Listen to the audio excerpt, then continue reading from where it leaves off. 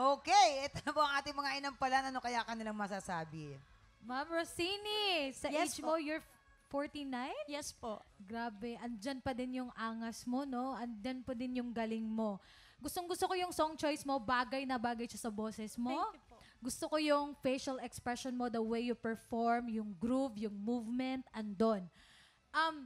Kung may comment lang ako, siguro yung pasok lang, yung una lang, make sure lang na sure. May ibang notes na hindi nasasapol, but minimal lang naman. Careful lang doon. Tsaka yung ad-lib na ginawa mo doon sa dulo, make sure lang na lahat ng nota na aabot mo. Congrats. Yes po. Thank you. Rosini, Po! ang outfit ninyo ay bagay na bagay doon sa iyong awitin. Salamat po. Yan. Rock na rock ang dating. Okay. Ang quality ng boses ninyo, bagay na bagay din dun sa kinanta ninyo. Meron lang hong konting mga parte ng kanta na kailangan lang hong ipolish. Kumbaga, hahasain lang ng konti.